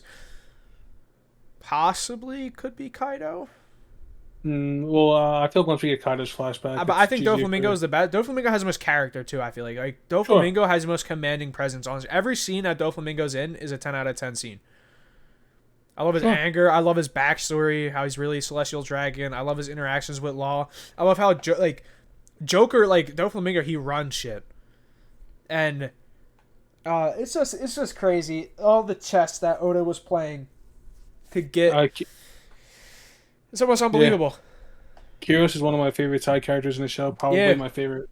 Kyros is a S tier ass character. If you look at my character tier list, Kyros like Toy Soldiers in the S tier. Yeah. I mean, what more can you say about Doflamingo? Like Doflamingo, Yeah. I mean, I think he's the best villain in One Piece. Yeah. I think this is one of the biggest world building arcs in One Piece, as well. Yeah, we don't talk about the anime for Dressrosa, but assuming like it's one paced or in the manga, it's great. Gear 4, come on. Yeah, you meet Fujitora for the first time, one of the newer Sure, yeah. admirals, who gets probably lost to Sabo if they kept going. Oh, Sabo comes back. Sabo comes back in Dressrosa. Yeah, how do we forget that? Sabo gets a Mira fruit in the tournament. Sabo embarrassed. Not only did it happen once, it happened twice. Burgess got negative diffed by Sabo in the Coliseum for the fruit, and then after he got the fruit, he negative diffed him again, in the alleyway. Burgess is the menace, though. Yeah. He just gets fucking put down one hit. He's like, I might be able to forgive you, but Ace can't. And I think it's kind of cool how people say like the fruits kind of have their own will, in a way. And maybe Ace's will is like shining through the fruit. Yeah, once we meet Vegapunk, I'm sure that'll all be explained and whatnot. But until then, Also, Dressrosa, I guess, like Enies Lobby in a way, post Enies Lobby is almost like the halfway point for the ending of One Piece for the second half. Because assuming you would argue the halfway point of pre-time skip is Ace and Blackbeard, and the narrator comes in, this event is playing a huge role to come. At the ending, the formation at of the the ending Grand of Fleet. Dressrosa, Luffy makes the alliance with all the pirates, and the narrator comes in again. The narrator's like, this is the most like impactful moment that will have like huge impact in the final war or something. So we know something crazy is going to happen. It's just incredible. I love just Senior Pink. Oh, come on, Senior dog. Pink, all the bitches on him. Frankie boxing, bro. Come on. I would literally be here for 2 hours. Frankie boxing, incredible. I love Dressrosa. What are we at right now? I think hour 20. Oh, fuck. I think Dressrosa is better than. I don't know. We can discuss that a little bit later. Dressrosa though, amazing. And Gear 4. Gear 4's and Bellamy comes back and Bellamy gets put down and all the themes come back together and you get this side of the government where Fujitora openly shows that the Navy was in the wrong for the first time like ever, and Akainu's fucking furious. He posts on the TV, he gets all the like the Snao responders, like he bows his head to the king about the king of Dressrosa. He's like, look, we're sorry, like the world government kind of enabled this or whatever. This tragedy wouldn't have happened if we didn't allow like the warlord system or whatever. And Dressrosa builds up on Alabasta, like I mentioned a little bit earlier. They share a lot of the same themes. I think it's incredible. Great arc. Remember, is this still your favorite? I Or think other than Marineford's Marineford? best. Yeah, it probably goes like Marineford, Dressrosa, and his lobby. Okay. Zoe, I think Zoe's like a B tier. Those are great, like in between arc. Honestly, Rise is Safe is still probably top 3 moments in the post time skip. Oh yeah, I'm a big because they go through Necromushi guy. hell, bro. They're tear gas. They get their limbs cut off, and they're fighting. They're boxing for like 8 days, like 8 days and 8 nights or something. Yeah, you get like 2 of the best gags in that arc. The Ryunosuke gag, fantastic. Fucking Raizo coming out and doing all the fucking Naruto jujitsu. It was good. I liked it. It was a great in between. A nice settle down from Dressrosa. And Zoe also introduces the ending of One Piece. We know, like, all throughout One Piece, they're kind of just going island to island, and they're just doing shit. But now they have a goal to finish their adventure. Like, they were just moving from island to island and just seeing where they'd end up. But now they know about the red poneglyphs and how they're a map and how to get to Raft House. Like, they have to find all the red poneglyphs and read them and stuff, and that will tell them how to get to the final island and everything. Oh, Great Jack world the Drow, building, you too. get introduced to Kaido's crew. Kaido's crew, yeah, one of his commanders who's F tier. Whoa, shit. Whole We're not Cake? ready for that discussion yet. Whole Cake is at least an A. I think at Whole least. Cake's at A tier. I don't think people put enough respect on Whole Cake. Like, the ending of Whole Cake was a little dragged out. I'm pretty sure everyone agrees with that, but I think Whole Cake's at least an A. Luffy vs. Katakuri, you get like all these good Sanji character moments. Fantastic. Ryan, what do you think about Whole Cake? I would put it closer to the bottom of A tier.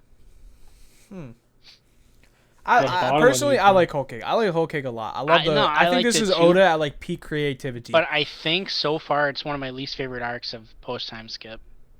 I think Not Yeah, and well- that's saying something that like my least favorite's an A. It's just Do you think you like Fishman Island and Punk Hazard better than Whole Cake? Oh no, absolutely not. So I feel like it's fine where it's at. I don't know if I like Whole Cake better than Alabasta. I like Drum Island definitely a lot better than Whole Cake. But Whole Cake is still a phenomenal arc. I think, Yeah, that yeah. I think I'd Whole say Cake and that. Jai are interchangeable. yeah, and I think Whole Cake does like wonders for Sanji's character and shit like that. As You well. get- you Especially get the to see the- Sanji yeah. and Luffy fight, Oh yeah. where Luffy's not even fighting back. Sanji hits his man with his strongest attack, like cracks his tooth in and shit. And I think it does good for the Nami and Luffy dynamic too, because they're really course. the only people you see And this on Whole arc Cake for a while. is also very important because you Big learn Mom. something big in this arc. If you drink your milk, your teeth will grow back. And Brook repaired his whole fucking skull with the milk. Yes, and any cracked bones, just drink a cup of milk. And You're also that devil fruits do have special interactions with one another, like how Brook's fruit was like the ultimate counter to Big Mom's fruit. Like Oh, yeah, 'cause Brook couldn't he, could like, scrap with the homies and like actually Yeah. like banish them and shit. And it's like this is the first time you really see what Luffy can do. It's like at Marineford, you see the power of an emperor, but now you get to see the power of an emperor versus Luffy and his little and you get to see that he's not even close. It's not even close. They literally they have to run away. They're worlds apart. Yeah. The whole ending of the arc is just like just survive. Like we got to do what Yeah. we can to get out of here. Like, we Pedro's fucked up. sacrifice, all that kind of stuff. We didn't even talk about Pedro. Is this the first time we hear about the voice of all things as well with Roger? No, that wasn't so. I was in. Oh yeah, with Zunisha. Yeah. Mm-hmm. With Zunisha and Momonosuke. Yeah. I wonder why Momonosuke has it. Who knows? I mean, But I like Whole at Cake. that- I think it's Oda peak creativity. Katakuri versus Luffy. How do we almost skip that? Katakuri versus Luffy is my favorite fight in One Fake Piece. Man. Yeah, it's it's up there with like the Luffy Usops, the Luffy Luccis. Fantastic. Katakuri's crazy. All the fights have Luffy Arlong. Luffy Arlong. Zoro Mihawk. If you want to call that a fight, a little Fisher Price knife.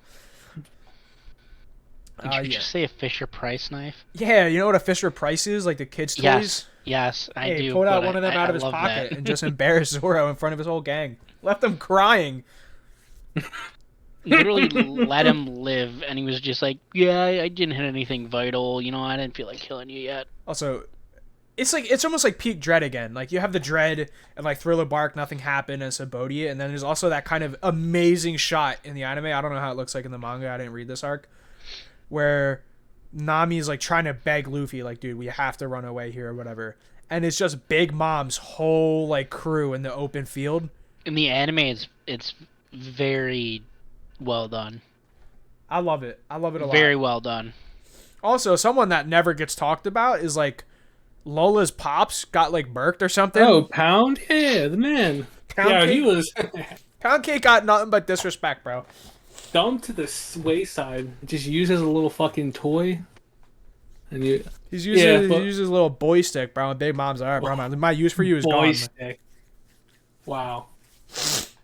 But I think the only thing that holds Whole Cake back is like the whole Seductive Woods section was a little weak, and then the Yeah. ending. But other than that, everything with like Sanji and Pudding, great. Everything with even like Big Mom's kids were great. I thought a very unique take on a pirate crew. Yeah, I Yeah. agree. But I mean, Whole Cake is Whole Cake. It's definitely an A But the tier arc real at the question bare is, minimum. who did Big Mom that many times? But it's a bunch of different dudes. You think Kaido and Yeah, but Big who? Mom? Do you think Kaido's kid is Katakuri? That was a big theory a while ago, apparently. Everyone was convinced. Alrighty, now we're getting to some gas. Kind of. Alright. What are we thinking about? You just What are we thinking about the Reverie? I think the Reverie arc itself is probably the highest A we have on the list. It was a little gassed up to me, a little too much. I think I was expecting something different. However, Reverie really sets up the end game of the show, and I think Reverie would be an S tier arc if you count the post-act shit that happens in Wano. I think Reverie, the only thing that's holding Reverie back from being an S is we don't know what resulted from it yet. See, I still kind of like that, though. I like the cliffhanger. Yeah. And then it just goes into a whole nother arc, and you're just sitting there wondering the entire time, like, I'm throwing Reverie in S what tier, happened? Just throw it in. Yeah, fuck it. Look at the S tier in One Piece, bro. Well, that's what I was going to get to. I mean, it just goes to show Oda. So. Real talk. Like, realistically, though, like, everything could be an S, it's One Piece, but, we gotta make it look decent. But yeah, Reverie sets up the final villain, arguably what could be the final villain of One Piece with Emu. And then you have the ending of Reverie, which has already made so many fucking theories. Especially the whole Shanks is a villain theory, where Shanks pulls up at the Reverie in front of the Elder Five as a Yonko. And we think it's Dragon because of everything going on. They don't show his face. And then he takes off his hood. He's like, yeah, I need to talk to you guys about a pirate. See, I don't think he's a villain. I legit think, though, that Luffy's fruit is something that no one wanted awakened. Even Shanks. Like, I don't think he's a villain, but there's something with that fruit that even made Shanks go to the elders, and it's like, yo, like, what? This isn't good. Like, that fruit hasn't been awakened in fucking 800 years. Like, that's not good. It's interesting you bring that up, too, because I was going to make a theory on this channel for One Piece. And the first theory I was going to bring up, which I guess is already kind of commonly known, but people don't go too in depth with it, is that Shanks is Tyr from Norse mythology. And essentially Norse mythology, Tyr is kind of like the god of like balance and order, like justice and order in a way. And I think you're right. Like, if Luffy, I'm not going to say anything that's happening in the manga, but with stuff that's going on with current Luffy, it really will shake up the world, and I think Shanks actually doesn't want that. Well, that's what I'm saying. I don't think Shanks is evil, but he's kind of like, I don't want to talk to you guys as much as you guys don't want to talk to me, but like, this is a big problem for the entire world. This, what's happening to Luffy, like, could have easily been about Blackbeard as well. It easily could have been, like, hey, we can't allow this person who can, who has the power to destroy the world and, negate other people's devil fruits, basically. Like, we can't let this man run amok. So, and then we get into interesting stuff where the Reverie gives so much, I guess, like, character to every other arc as well. Where, like, you kind of see Fishman Island, I forget the wife's name, like Otohime or something? Yeah, Otohime. Where kind of almost like her dreams being fulfilled in a way, where like fishmen are attending the Reverie, escorted by Garp and everything. It kind of calls back on Doflamingo a bit, where Doflamingo goes, in Dressrosa, the reason the world government won't touch me or whatever is like, I know about like the treasure in Marijua, like, and everything. And then there's that panel of the huge straw hat and Emu standing over it. And there's just so much to think of and everything. And none of the fucking questions are answered because Wano's been going on for fucking 5 years. That 100% belongs to Shirahoshi. Calling it right now. You don't think it belongs to Joy Boy? Well, no. Luffy's hat was Joy Boy's. You got to think there was a king of land and a king of sea 800 years ago. Oh my god, I just had a fucking epiphany.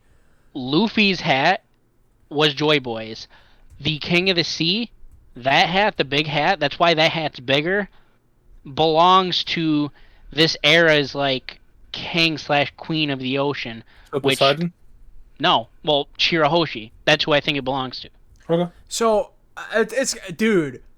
Did Roger have the hat pre Laugh Towel? Well, yeah, because you gave it to Yeah. Shanks during that. Yeah, okay. I was just thinking for a second. I'm like, bro, what if the hat was the One Piece, bro? You know what I'm saying or whatever? No, Yeah, but like in hindsight, that's a stupid. because that's when when he found out like, oh, I'm 20 years too early. Shanks was still too early. The next person he gave the hat to, Luffy, that's his time.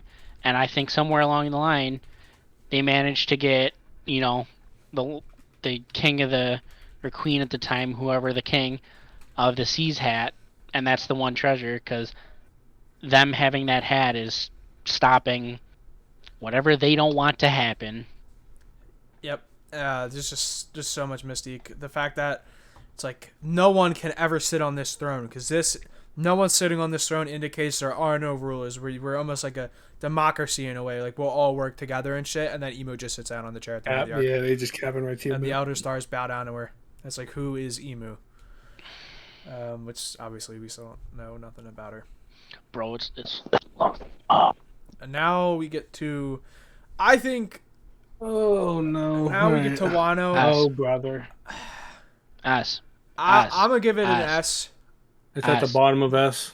No. However, I think it's because this category has Wano as one whole arc, which I guess you could argue it is. But I would say Wano is more like a saga. Like I feel like this should have been splitting up to like Wano Act 1, Act 2, and then the raid, which is Act 3. I think Act 3 little drawn out, but it has some of my favorite moments in One Piece. I think Act 3 is S tier. I think Act 1 is pretty good as well, but I think Act 2 is pretty shit. Yeah, Pretty not shit, but mid. I guess if you look at it that way, yeah. The Big Mom Amnesia plotline fucking sucks. The Big Mom Amnesia plotline is the worst plotline I think in One Piece. She was just a plot tool to get Luffy that out of was prison. literally one of my least favorite parts of the entire series. There was I read that, and I just like I'm so glad I shook my head, and I was like, no, this ain't it. Like I remember all the controversy around it too when it actually came out. Like people were pissed. Like there was good in it, like Luffy standing up to all the people in the prison, like, why can't a stranger save your country, this, that, and the third. I thought that was fantastic, but oh, come on. And we have 10:15, the best episode of One Piece takes place in Wano. Come on.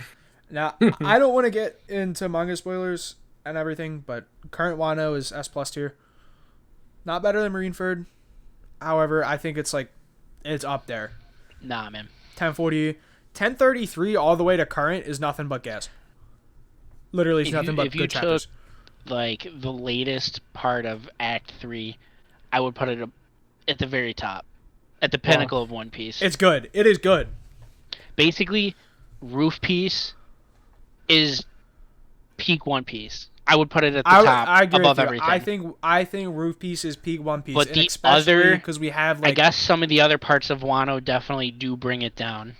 We do have quotes where it's like how, without spoiling too much for the manga, where a certain character says to Luffy, like, how high is your ceiling?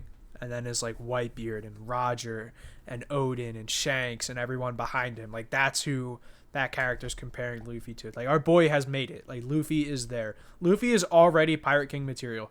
Well, he's already considered, a fifth. He's already considered technically a fifth Yonko at this point. Like, obviously the newest one, right now maybe the weakest one. Who knows? We don't know yet.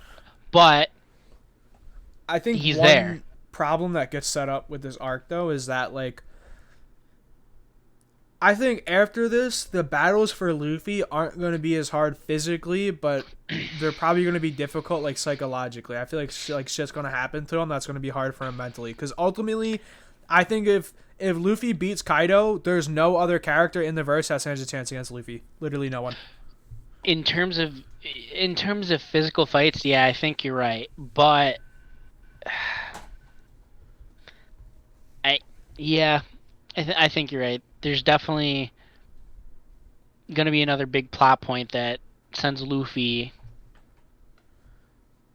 Even stronger. into makes him stronger, maybe breaks him mentally again, like another Marineford-esque thing. I still think it's happening. Yep, I think the death of Usopp Whether might it's Shanks happen. going, I don't think Usopp. You don't think Usopp?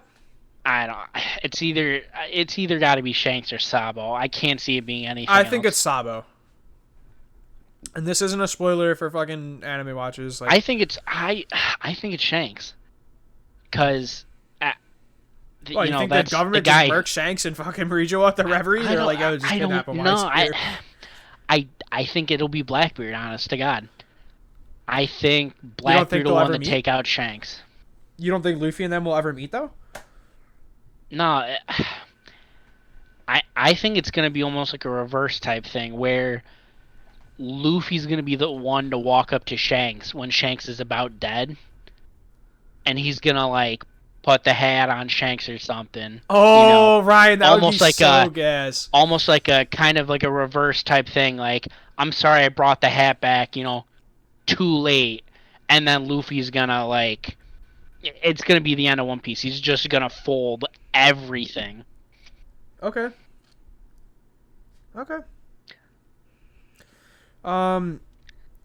Is there anything else you guys really want to talk about on the list? Rocks and Odin. Or Wano. Forgot about that. Oh yeah, I mean Odin was folding Kaido, high key. I think Odin at that point in time stronger than Kaido. I think Kaido knew it as well. Really? See, I don't know if Kaido necessarily thought Odin would fold him, but he was more scared that, like, I've never really had a challenge, never really been injured in a fight. Well, and then all of a sudden, this, like... Are you forgetting about Gecko Moria? This clown-ass looking dude with 2 swords comes up and almost kills me, like... Well, you gotta think, during his introduction... Kind of throws him off. Maybe knocked him down a notch, like, oh, maybe I'm not invincible. Well, I mean, during his introduction, they were like, oh, he defeated Taish's defeat, like, what, 17 times or some shit like that, or 7 times? Yeah, he was captured 17 times. When he would go to get executed, the guillotine would break, or the noose would fucking snap. Unkillable, like, goat. And then you see Gecko Moria clashing with him. Yo, Gecko Honestly, Moria when they clashed, I think it would have been so funny if when their clubs met, Gecko Moria just got crushed in half. I mean, fucking Kaido killed his entire crew. Yeah, I mean...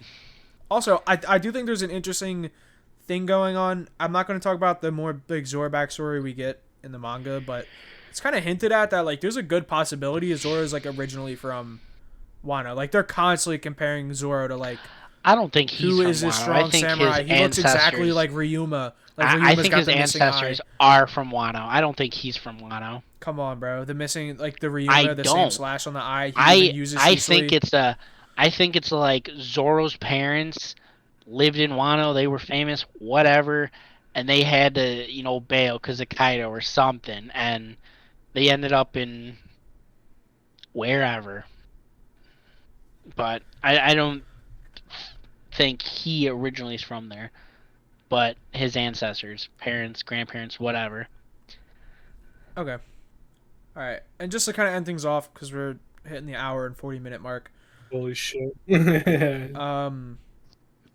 there anything we want to change here? I see... All right. Yeah, I got one thing. Hold on. I think post-war actually is... Not better than John Island, dude. Oh, God. It's really? Not better than John, God. Better than John Island. All right, here we go. Quick. Go down all the way to the bottom for me, real quick, right? Yep. Syrup Village, right? Yep. Right? Okay. Oh my God, this is Hello? terrible. Yeah, no, my mic keeps breaking. So, like, after Syrup Village, I would probably start the best arc in, like, Naruto or something. Oh, so, like, replace D for, like... Yeah, no, else? Like, like, D in One Piece would be, like, the best of, like, Naruto, is what I'm trying to say. I don't know, Pain Invasion's kind of packed. But we're not here to talk about that.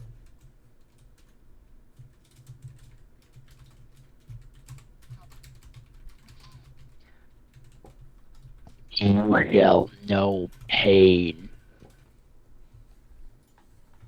Oda's B tier is like the B arcs and other like manga, honestly. I I think that convolutes things. So I'm just gonna leave it a B. That's fair. Okay. I think the best thing. What do we think about the S tier? I know Carlos would like Sabote to be higher. I'll move it up higher for you. I don't know. Do you think S tier is a little too saturated, or do you think it's just No, like I just think it's just that okay. good. Just Okay, that quality fine. in One Piece. I think Fair enough. just One Piece is that good. I That's really think it. Alabasta. Oh, I think Baradier is the weakest one in the A tier. Oh, I think. I still think Drum Island is better than Post War. Okay, I'll leave Drum out of top. I'll put Post War there. That's my mulligan. I like Jaya I think a lot. personally for me, I would put Alabasta and Whole Cake above Jaya. Okay. For me.